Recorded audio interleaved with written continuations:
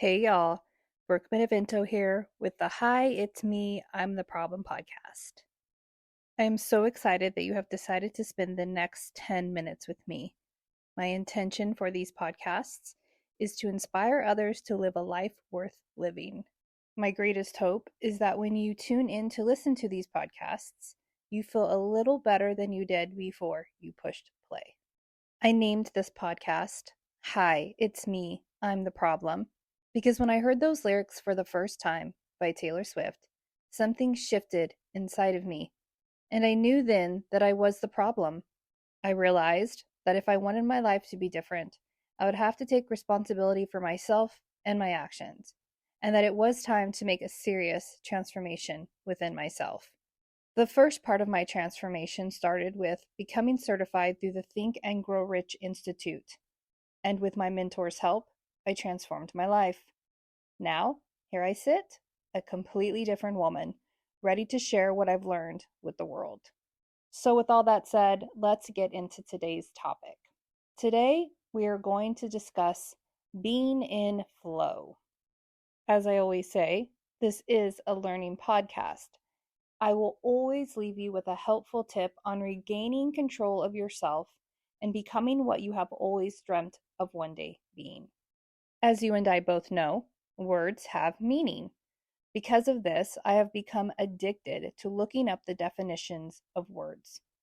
I am sometimes surprised by what I find. When I examine a word from different angles, it usually gives me a fresh perspective and opens up new possibilities for me to connect with various aspects of my life. So let's do that now. What is the definition of flow? Flow is the smooth, continuous movement of something. Sometimes it is also described as a state of mind. As I meditated on the meaning of flow, I started to ask myself a few questions. Question 1: what would flow feel like in a human body? Question number 2: had I ever actually experienced the active presence of being in flow? Number 3: if I had been in flow before, was there a way for me to find myself back to flow if I had become aware that I was no longer actively in a flow state? And number 4, where exactly does this flow originate from? First, I needed to figure out what the opposite of flow was. As I meditated, the word force surfaced. Back to the internet I went.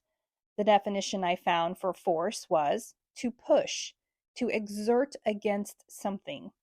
As I meditated on the meaning of force, I started to ask myself the same questions I had asked myself before. Number 1, what would force feel like in a human body? Number 2, had I ever actually experienced the active presence of being in force? Number 3, if I had been in force before, was there a way for me to at least learn something while I was there? And number 4, where exactly does this force originate from? Now, let's break down each question.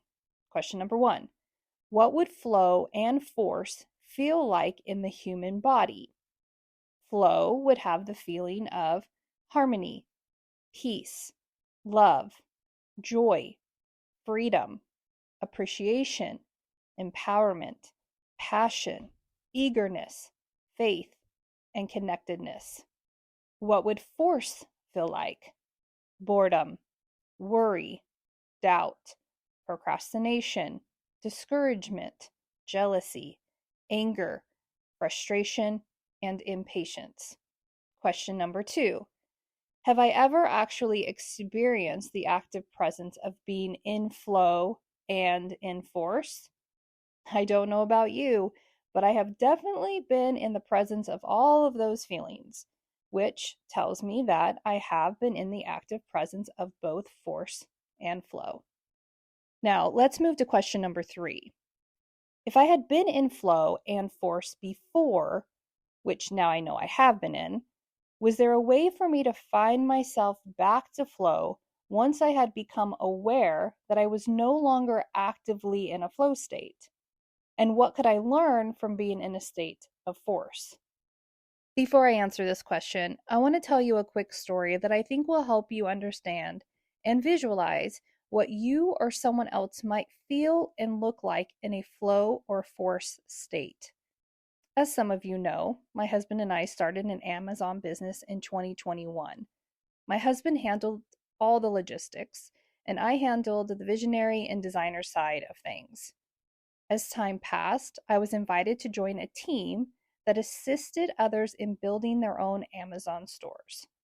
The students of the program would book a call with me and ask me whatever questions they might have about what the next steps were to getting their online store up and running. As time went on, I started to become aware of a pattern. People weren't asking me questions about Amazon anymore. They were asking me questions about life. Things like, how do you beat procrastination? How do you not worry day and night if this will or won't work out? How do I explain to my spouse that this is important to me? How do I balance building a business and working a full-time job and taking care of my family? As this went on and on, I realized I lit up like a Christmas tree when I talked to others about manifestation, vibration, quantum physics, believing in something before you could see it, reminding them of their self worth, and guiding them through the process of finding their own intuition. All those times I spent with those students, I felt harmony, peace, love, joy, freedom, appreciation, empowerment, passion, eagerness, faith, and connectedness. I was for the first time awakening to what my flow state felt like. I had finally found my passion, and it was leading me straight to my purpose. Of course, there were times when I would talk with someone about their Amazon business. Those times always felt forced. I would feel bored, unmotivated, doubtful about my abilities, frustrated with others, and impatient with myself. Until one day I woke up and I told my husband, I can't do this anymore.